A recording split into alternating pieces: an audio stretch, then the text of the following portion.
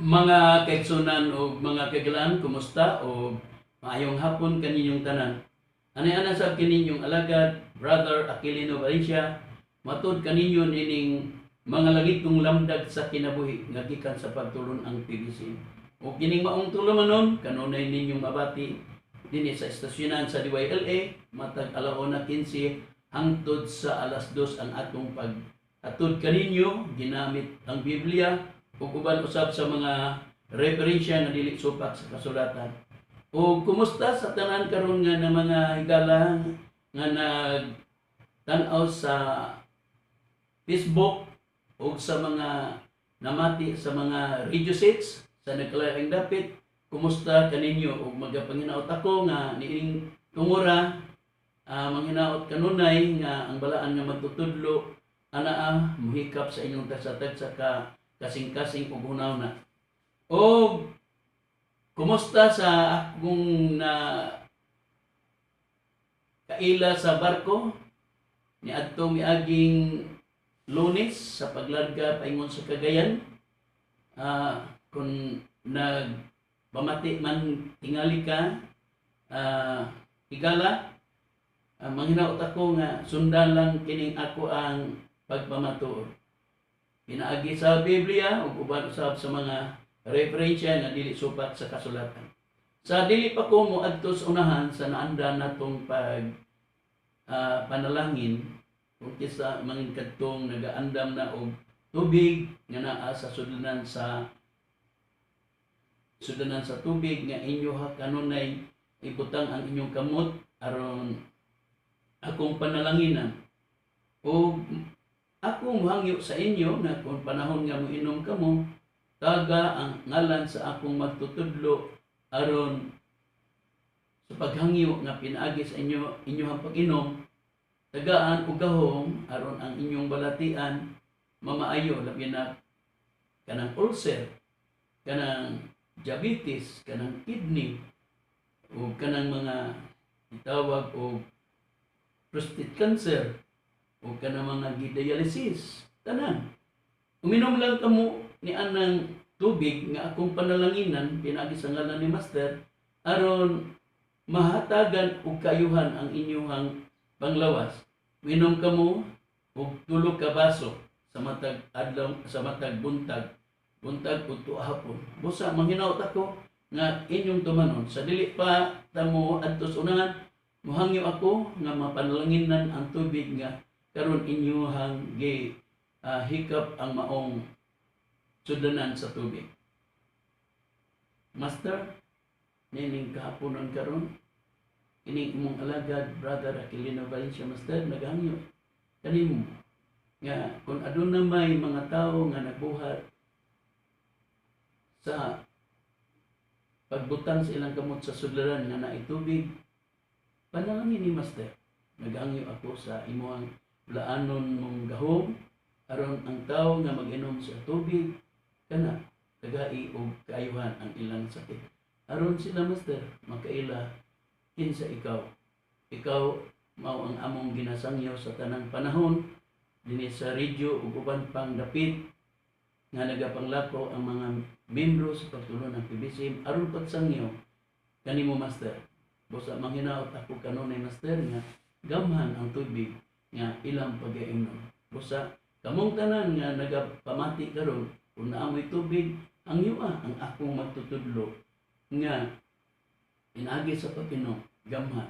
Kaya nakasulat ka na sa Biblia mga higala ug mga kaigsunan sa panahon nga si Solomon nagtukod og templo, naghangyo siya nga kung aduna may moatubang sa templo o pangamuyo diha kanimo Ginoo, pamatia sila sa paghangyo sa ilang mga kasalanan o sa uban pang balatian nga mo abot lugar sa kanilang panahon.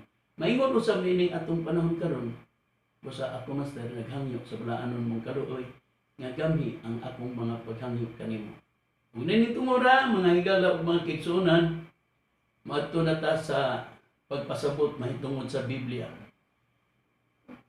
Ang ako karong pagpadayag mga higala, balikon gyapon ako ang paghisgot ni ining usa ka pastor sa Seventh Adventist, dili lang ikalain kung doon na may mga membro karon sa Seventh Adventist nga wala pa niya makuha ang akong pagpasabot.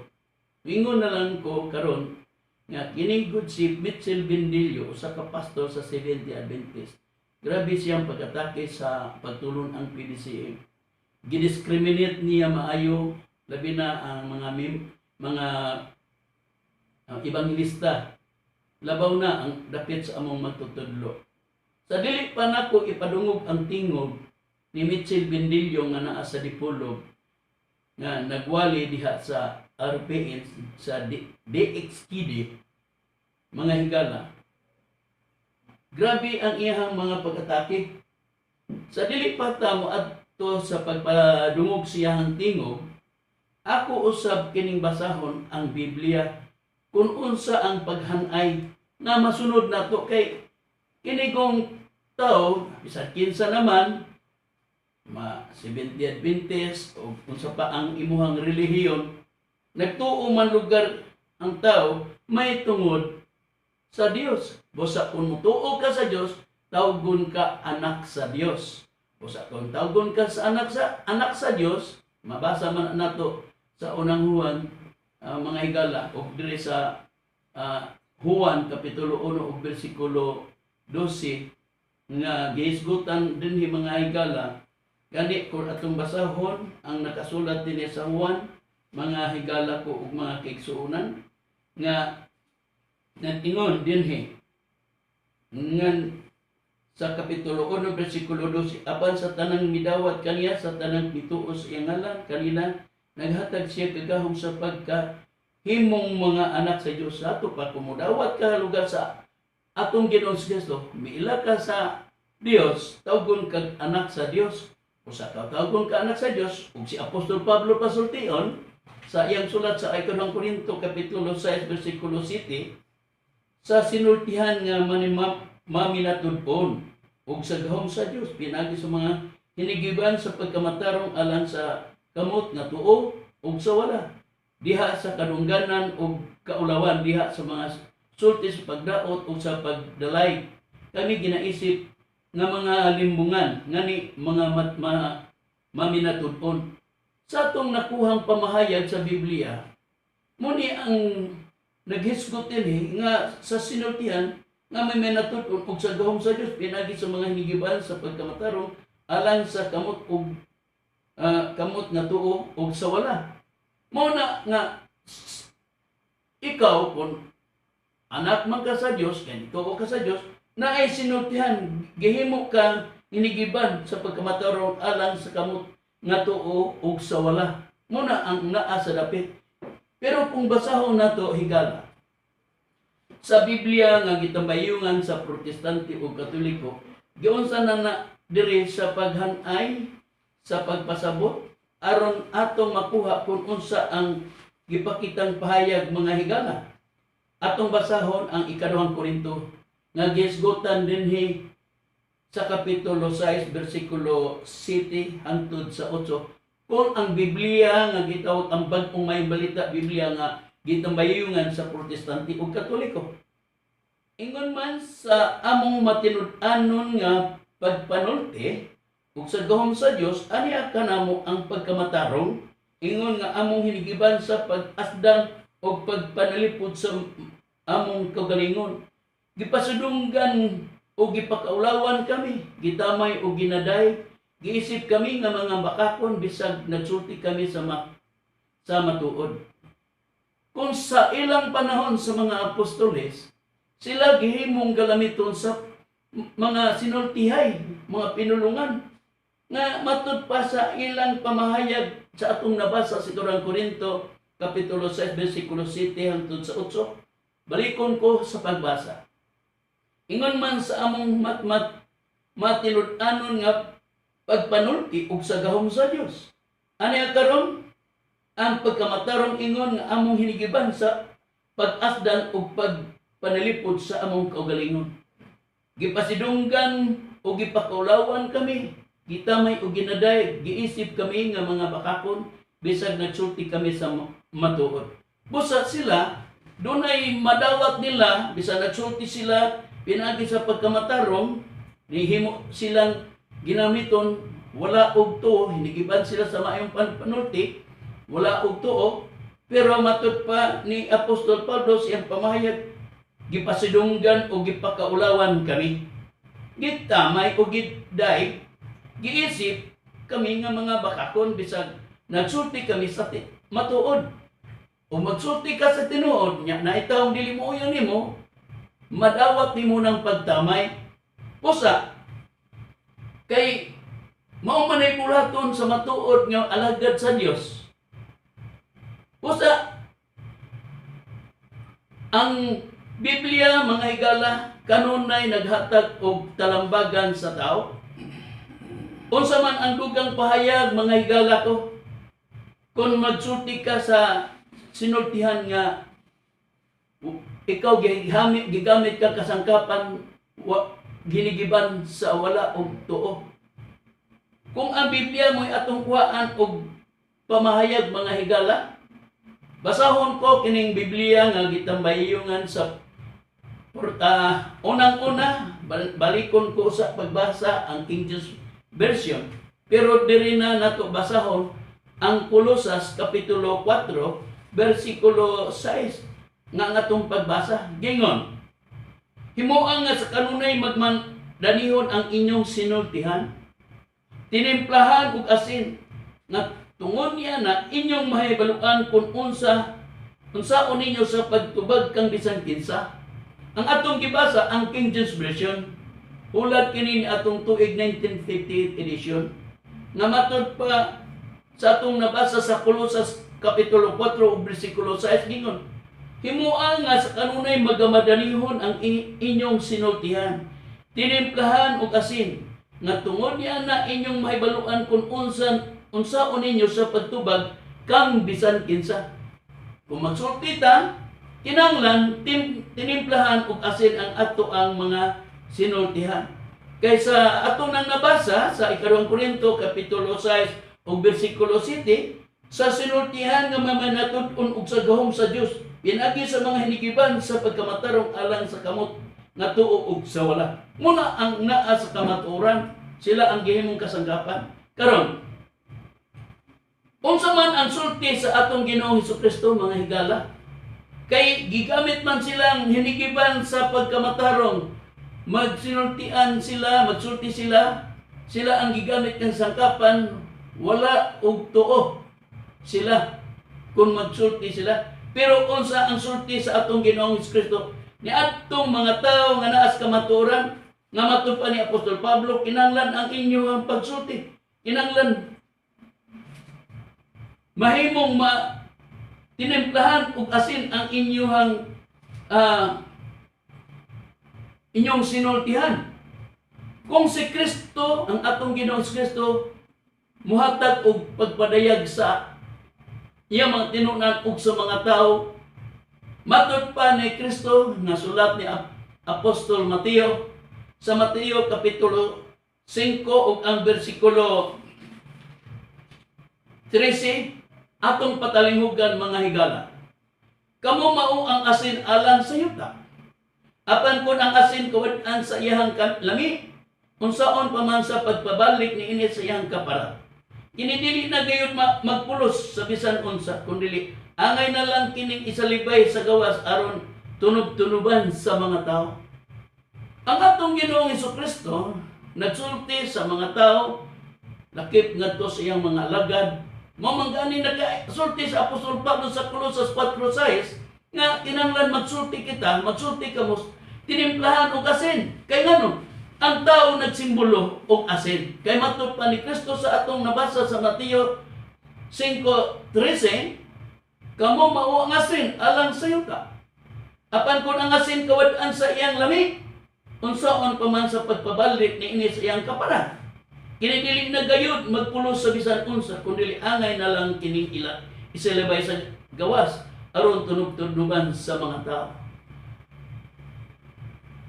Unsa pa man ang laing pahayag nga nakasulat sa Biblia, mga higala. Ang dungog sa usa sa iyang mga alagad kay si Mateo may nagsulti nining nadungog niya sa iyang magtutudlo nga mao ang atong Ginoong Kristo. Ug ang iyang pagsulat naghisgot dinhi nga kamo mao ang asin matud pa ni Hesukristo. Pero kung ang usa sa iyang mga alagad nga mao si Marcos giunsa na sa pagpahayag, basahon ko kining nakasulat sa Marcos kapitulo 9 ug ang bersikulo 50. Ang asin may usa ka maayong butang. Apan kung ang asin mawad-an sa iyang kaparat, unsaon pa man nimo sa pagpabalik nini sa iyang pagkaparat? Batuni ang asin diha sa sulod sa inyong kaugalingon o pag dinaitay kamo ang usag-usa. Sa ato pa, kay ang tao gisimboluhan man og asin, kinanglan ang imong sinutan tinimplahan og asin. Kay matud pa sa pahayag sa sulat ni Marcos naghisgot dinhi sa ato nang nabasa sa kapitulo 9 bersikulo 50. Ang asin maoy usa ka maayong butang. Apan kung ang asin mawad-an sa iyang kaparat, unsaon pa man nimo sa pagpabalik nini sa iyang kaparat? Batuni ang asin diha sa sulod sa inyong kaugalingon ug pag dinaitay kamo sa usag-usa. Kung dili ka sakop sa pagtulunan, bulag ka sa pagtulunan, dili nimo na madunggan ang kanang sinultian sa murag ipakasamag tinimplahan og asin. Unsa pa ang dukang payag sa Biblia mga higala ug mga kigsuonan? Ug naunsa ang dangatan sa asin kung dili maayo ang pagkatimpla? Kung magluto ka og pagkaon, unya masubraan og asin, munay dangatan sa imuhang luto kung sa literal kung ikaw magluto, labi na sa magluto ka og sinabaw.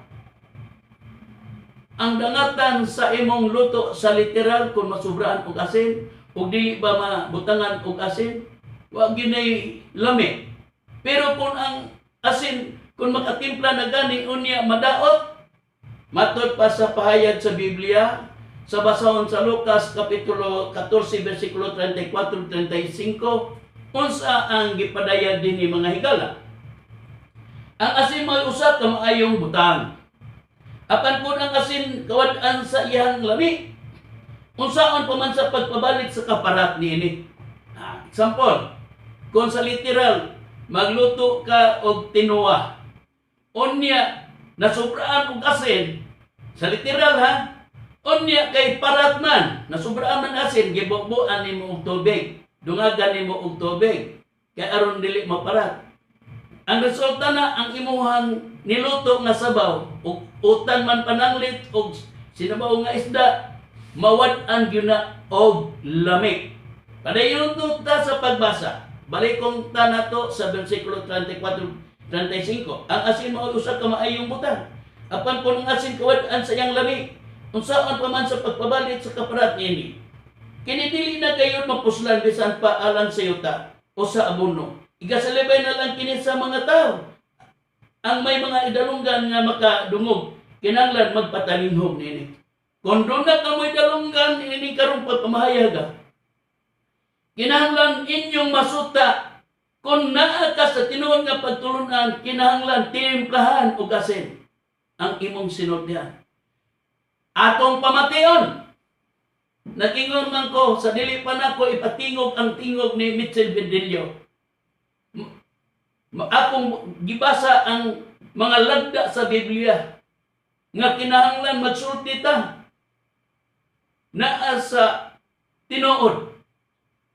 Pag dili ka tinuod nga alagad sa Dios, maglama-lama gyud ang imong sinultihan. Busa kay maglama-lama ng imong sinultihan, dili gina mahahog og dunay timplada gipakasama og asin.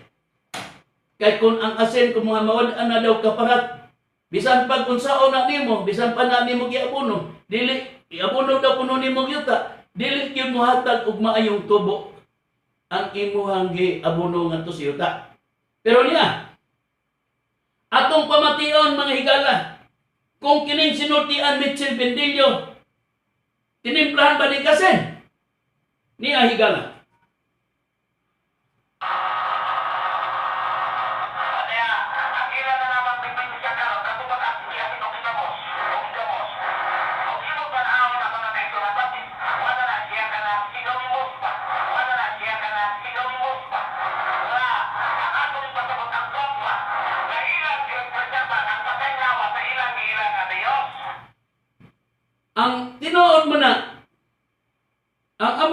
magtutudlo ni atong tuig 2004 may pahuway sa kahimtang sa lawas nun nga sa labas nga pagkasulti namatay. Pero maura na'y patay sa tibok ng kalibutan, mga higala o mga kitsunan. Gawas ni adto ng labay nga mga katuigan sa wala pa mataw, maawa pa maabot ining panahon na karon. Sa panahon pa na sa atong Ginoong Hesukristo, siya namatay, pero wala gito siya mabalsamar. Doon na may balsamasyon kani adtong panahon. Kaya ang unang nakasulat sa Biblia nga gibalsamar, mao si Jacob. Ang iyang anak mao si Jose, dito na butang sa Ehipto. Ang iyang amahan, sumala sa imong mabasa, si Jacob namatay pero gibalsamar. Busa sa pag-abot sa atong Ginoong Kristo, wala to siya mabalsamar. Gilubong nila pero gisaad nga siya mabanhaw pag-abot sa tulo ka adlaw.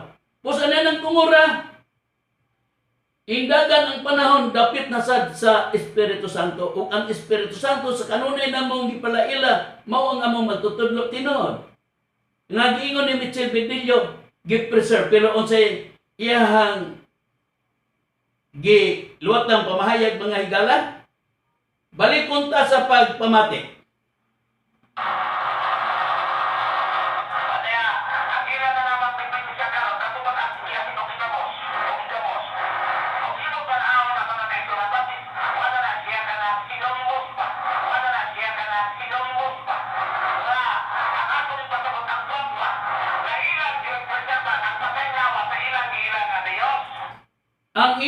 Ang iyang pamahayag giasin o gigamos di ba usama na katawo, usama na kamatan sa pag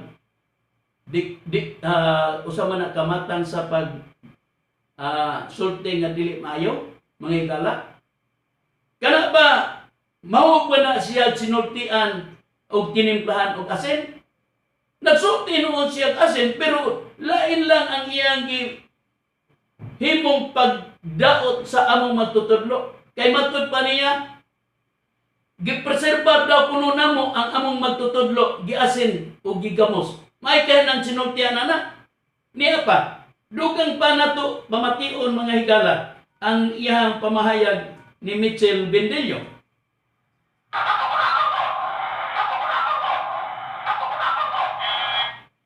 Ingon siya, ako daw kuno baka iyon siya bakakon nag-angkon siya kung ganoon bakakon daw siya bakakon nga naman na makak siya tungod kay ang iyang gisulti hindi mo himo man pero kung ang iyang sulti nga hindi mo himo mga higala unsa iyang sulti nga hindi mo himo kung siya pasultion pamation nato.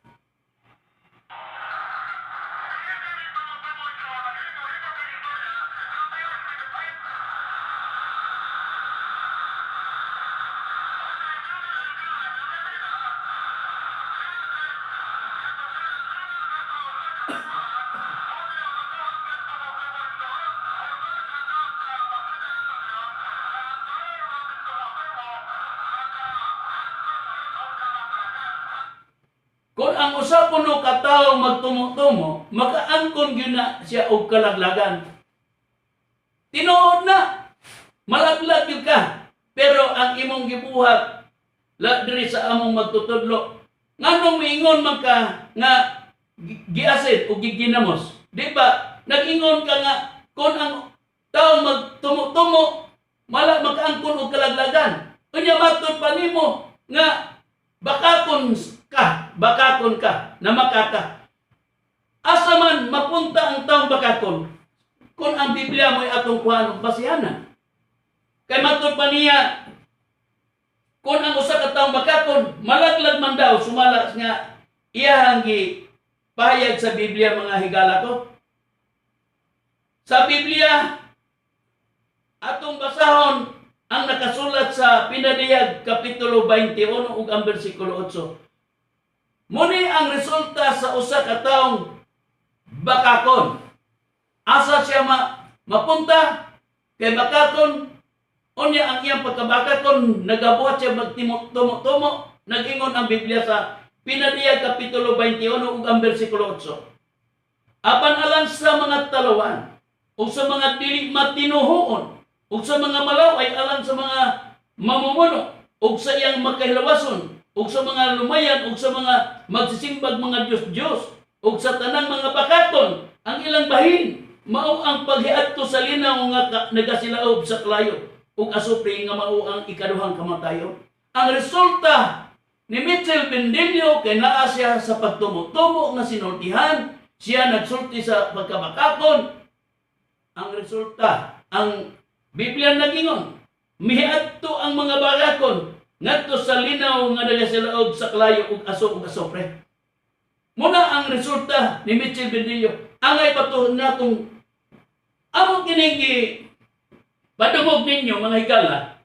Aron ang nakasulat sa Biblia, makita nato nga doon na di ay butang nga makatabang ka nato. Kaya ang asin ko, alang man ka na sa maayong butang. Pero kung asa na dapit nga nahimong dili maayo, kung magsulti ta nga dili tinimplahan og asin, ang resulta nimo anak gyud ka mapunta sa kalayo. Muna ang dangatan anak ni Mitchell Bendillo. Kusa gipakita o gipadungog lang lugar nako karon ninyo mga higala nga dunay mga pagtulunan nga dili tinuod. Ang pagtulunan usara nga tinuod.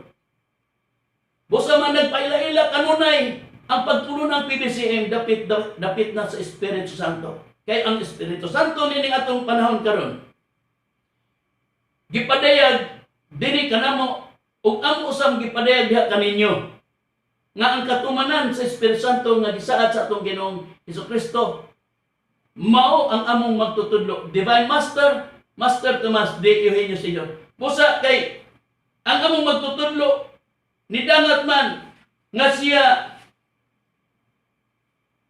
mudangat man gyud ang iya ang nakasulat sa Biblia ug unsa ang latid nga nakasulat sa Biblia, mahitabo nga ang dapit sa Espiritu Santo may sama sa kahimtang sa atong Ginoong Hesukristo. Kaya sumala nga itong mabasa sa Hebranon Kapitulo 9, versikulo 16 o 17, kung ang Biblia nga gitambayungan sa Protestante o Katoliko, ang bag-ong mayong balita Biblia, gingon sa pagpahayag. Kung adunay ganit testamento kinanglan kapamatud-an nga namatay na ang naghimo niini. Kay walay kapuslanan ang testamento samtang buhi pa ang naghimo niini. Mapuslanon lamang kini ini kamatay sa naghimo. Kinsa ba'y naghimo sa testamento mga higala ug mga kitsunan? Kung ang Biblia nga atong pagbasahon, basahon nato kini nakasulat sa Isayas mga higala. Kay gihisgutan man din nga ang naghimo sa testamento kinanglan mamatay. Kay kung dili matay ang naghimo sa testamento sumasa nakasulat sa Biblia, walay kapuslanan samtang buhi pa ang naghimo nini. Mapuslanon lamang kini ini kamatay sa naghimo. Kinsa ba naghimo sa testamento mga higala? Kung basahon ta ang Isaias Kapitulo 34, versikulo 16, susihan ninyo gikan sa basahon niyo ba? Kung basa walay usa niini nga mawala, walay makulangan sa iyang kauban, kay ang akong baba kini nagasugo, ug ang Espiritu maoy nagtigom niini. Ipagsusi man ang kasulatan, hain man ang kasulatan nga kini, ipasusi. Kung basahon nato kining sulat ni Apostol Pablo, sa ikadang Timoteo, Kapitulo 3, versikulo 16-17, ang tibok kasulatan, gitugas sa Diyos ug may kapuslanan alang sa pagpanudlo, alang sa pagpamadlong, alang sa pagpanunid, ug alang sa pagmamatutuo sa pagkamatarong. Ang tao sa Diyos mamahigpit, masinangkapan alang sa tanang mayong buluhaton. Ang kasulatan ipasusi. Kung hain ang kasulatan ipasusi, sumala sa atong nabasa, ang tibok na kasulatan ug ang Diyos mo'y nagtuga. Karon kay ang Diyos mo'y nagtuga. Gibasa na to na kini mao kining kasulatan mao ang testamento naghisgot dinhi. Sa gibasa nato sa Hebranon Kapitulo 9 versikulo 17, kung adunay gani testamento kinahanglan kapamatud-an nga namatay na ang naghimo. Kinsa naghimo? Ang Dios.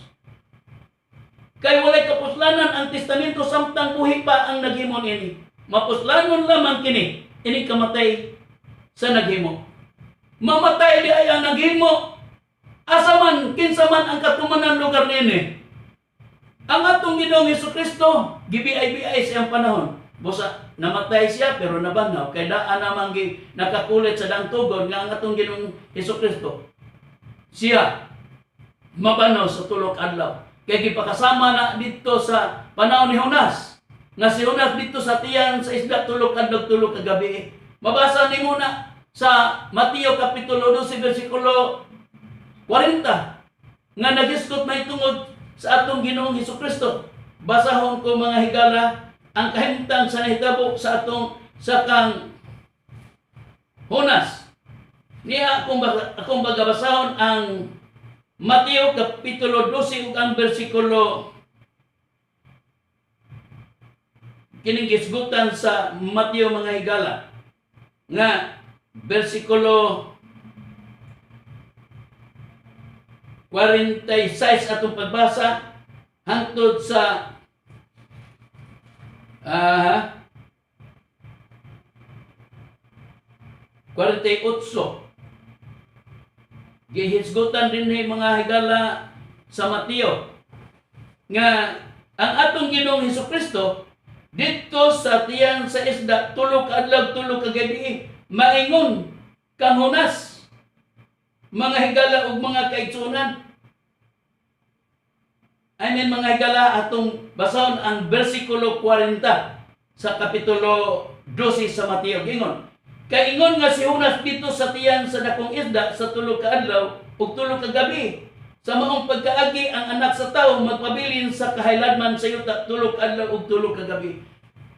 Si Jonas dito sa tiyan sa isda maingon ang anak sa tawo nga mao atong Ginoong Kristo dito sa kinapusuran sa yuta tulog adlaw tulog kagabi. Busa natuman kana dito sa panahon sa atong Ginoong Hesukristo nabanhaw siya sa pag-abot sa tulog adlaw tulog kagabi. Apan ang dapit nasad sa Espiritu Santo sa among nadungog gikan sa baba sa among magtutudlo nag-ingon siya nga mulakaw siya. Matud pa sa among magtutudlo kay kana kung paglakaw kung si Kristo pasultihon mga higala o mga kaigsunan, kamatayon din na ang resulta. Kung basahon niyo ang Juan, Kapitulo 8 o ang versikulo 22, 21 o 22, o kanang mitubag siya pag-usap, nga nag-ingon, ako mulakaw, unya mangita kamo kanako, apan mga matay kamo diha sa inyong pagkamakasala, asa ako padulong, ninidiligid kamo makadto. 22, o kunya ang mga Hudiyo na nag-ingon, magpatay baka siya sa iyang kaugalingon kay nag-ingon man siya asa ako padulong nini dili kamo makaadto. Sa ato pa ang paglakaw matud amo ang pagpahawa. Pero niya kung ang Biblia mo'y atong puaan og basihanan mga higala kanang paglakaw kamo man ang pagpahawa. Unsa man ang gipakitang payag sa Biblia mga higala? Basahon ko ang Kapitulo 26 sa Mateo ug ang versikulo 24. Ang anak sa tao mopawa sumala sa sulat may tungod kaniya. Apan alaw kadtong tawanan nga mao ang nagbudi sa anak sa tao. Mayo pa lang unta hinuon alang ni atong tawanan kung wala siya matao. Matud pa dinhi sa atong nabasa sa diha nga mulakaw ang atong Ginoong Kristo mao kana ang pagpahawa. Kung ang pagpahawa mao ang paglakaw sumala sa atong nabasa. Kay giingon sa Mateo Kapitulo 26 versikulo 24 ang anak sa tao mopawa sumala sa sulat. Pero kung ang Biblia nga gitambayungan sa Protestante ug Katoliko giunsa na sa pagpadaya kanang gihisgutan nga ang pagpahawa. Basahon ko mga higala ug mga kaigsunan sa Mateo Kapitulo 26 ug ang versikulo 24 ingon ini nakahanay sa Biblia mga higala ko ug mga kaigsunan. Ingon ini, ang anak sa tao mamatay sumala sa gingon sa kasulatan apan alawag siya nga nagbudi sa anak sa tao mayo pa lang unta wala siya matao. Kanang pagpahawa sumala sa gipailas Biblia mao day ang kamatayon. Busa ang pag-ingon sa atong Ginoong Kristo mulakaw ako, busa ang paglakaw mao ang pagpahawa, ang pagpahawa mao day ang kamatayon. Mao maingon usab diha dapit sa Espiritu Santo nga kanunay among gipalaila kaninyo mga higala. Si Master ni adto sa wala pa mahitabo kanunay siya nagisgot diri kanamo nga siya daw mulakaw. Unya, insya walay ni bisan kinsa nga makauwan kanamo, matod pa niya. Busa, kang iya na yung paglakaw, kung ato ng Biblia mo atong Jesus mao day ang kamatayan. Busa, si Master na atong tuig 2004, September 26, dito anang tungura, si Master may pahuway. Ang pagpahuway, mao ka na ang iyang kamatayan. Pero, matod pa ni Master sa wala pa siya mo pahuway, wa pa siya giingon nga, sa nilabas nga pagkasulti mamatay, nag-ingon si Master, nga ang buhat ni Kristo, palabuan pa niya. Unsa mang buhatan ng iyang palabuan?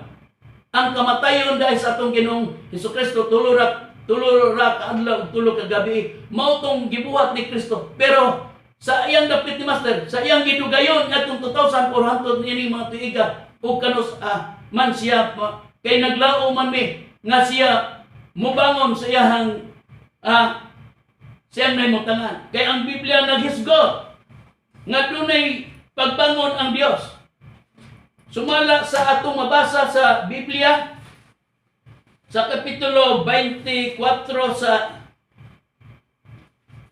sa Salmo 44 sa Salmong atong pagbasahon ug ang bersikulo 23, pagmatanang ano nagakatulog ka og Ginoo, bumangon ka ug ayaw kami isalipay sa walay katapusan. Busa dunay Ginoo nga gingon natulog ug kining natulog nga gisgutan dili ni natulog nga literal, natulog ni kay siya namatay. Ug giingon din bumangon ka ayaw kami isalipay sa walay katapusan. Busa kanang pag iyon natulog nagtimangan ka na nga naghigda. Ug kay siya naghigda giingon mubangon ra kana siya. Busa dunay dapit sa dapit nasa Espiritu Santo nga buhaton niya ang buhat nga dili gayud lugar kinituhuan sa tao. Busa dapit sa Espiritu Santo kay ang dapit sa atong Ginoong Hesukristo human naman kini na sad ang dapit sa Espiritu Santo kay siya. Kay sa atong nabasa sa Hebreo 9:17, kinahanglan mamatay ang nagbuhat sa testamento. Kinsa ang nagbuhat sa testamento? Ang Dios. Nga maoy nagbuhat ining kasulatan. Busa buhaton niya ang bulaton nga dili gayud tuhuan ninyo. Pero bantayan lang nato nga kining tanan nga among ginapadayag diha kaninyo, dapit diha sa Espiritu Santo nga ang katumanan mao among magtutudlo Master Tomas Eugenio. Maabot ra nga madunggar niya ninyo dinhi sa kahanginan nga kining Master Tomas de Eugenio Sr. maabot ra nga mabaniog ug madunggar ninyo. Kay iya may gipakanta katong kantang giingon sa dili pa mo mugawas, kanta ang hayahay. Pero dunay katapusan sa kanta nga kanang hayahay sa last word nga kanta ngayon sa adlaw nga gipakamatyan mo sa saad ug panumpa mo nga ikaw mobalik da kun dunay kagawasan. Kanang kantaha giingnan dayon mi nakasabot ba mo anang kantaha? Bisan pa kung saon na niya pagsulti kadi pa na mo na masabtan. Ana na unya na mo masabtan kining tanan nga iya ang gihatag kay sa pag-ingon pa niya nga mulakaw siya natumaman. Busa naghiskot siya sa wala pang maabot ang panahon. Natong tuig 1977, mao ang pagka-suot nako, pagka-membro sa pagtulo ng PBC. Kanunay niyang giskutan, gikan adto sa 1977, naglabay mga bulan o tuig. Sige, siyang naghisgot. Kay kining akong lawas, panumpaan ko, nga dili na ni mo balik sa abog sa yuta. Busa kay dili mo balik sa abog sa yuta, tinuod. Nagdahom ko o nagdahom kami nga dili gyud siya mamatay sa lapas nga pagkasulti. Pero kay buhaton man gyud ay niya aron matuman ang iyang gisulti nga dili na mobalik sa abog sa yuta, wa man mobalik sa abog sa yuta. O wala gyud na butangi og balsamasyon. Lahi ang gisulti ni Mitchell Bendilio nga giasen daw, gigamos. Busa siya nagsulti nga bakaton siya kung siya kung dunay pagsulti nga tinumutumo, di ba tinumutumo ang pagsulti ni Mitchell Bendilio? Ngano nakasulti siya na anak, mura man na siya nakaagi og balsamasyon. Kini si Mitchell Bendilio. Murag na siya sa puninarya. Kay ngano man nakasulti siya na anak. Busa mga higala ug mga kigsuunan, kining tanan nga sinultian ni Mitchell Bendilio, maabot ra. Muna nga ikaw sa Junior K. Amir Garbo, pareha mo kotok anak ni Mitchell Bendilio, ang tanan nga naghimo og dili maayo sa sinultian sa pagtulo ng PBC, maaguman ra na ninyo kanang inyuhang Huna-huna nga dili mayo nga sinultihan. Busa, naaunta ako'y kari ipadungog ninyo mga higala. Kining pamahayag ni ato ni Ruben Canoy nga matud pa niya, ako sang ipadungog ninyo, ako sa ning ihatag ninyo ang pagsunod Domingo, muni akong inyang isulti, muni atong pamation kay siya matud pa niya nga kining dagan sa kalibutan moabot gyud ang hitabo nga magun-og. Matud pa ni ato ni Ruben Canoy, nakuha ko kining record sa sulti niya sa perspective diha sa DYHP. Atong pamation kay sunod Domingo ako ni siyang pamation mga higala.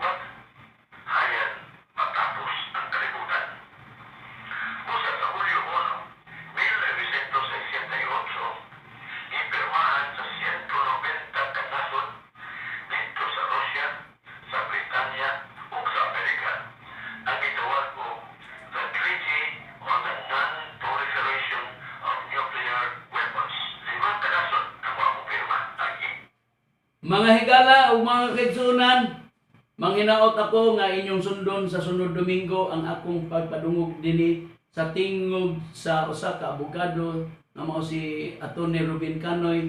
Pamation nato sa sunod Domingo mga higala kay kini mao atong pamation kay unsa ang dangatan sa kalibutan nya pasukad ko lang sa Biblia kay ang Biblia naghatag nagdaan og tagna unsay dangatan sa kalibutan. Busa nanginahanglan ta nga kinsa kadtong magkapanalipod sa atong kinabuhi, lawas ug kalag aron kita paghuman sa kalibutan magun-og naa ka saksi ka nga mabuhi. Busa mga higala mga kaigsunan, medyo napupos na sad ang atong oras.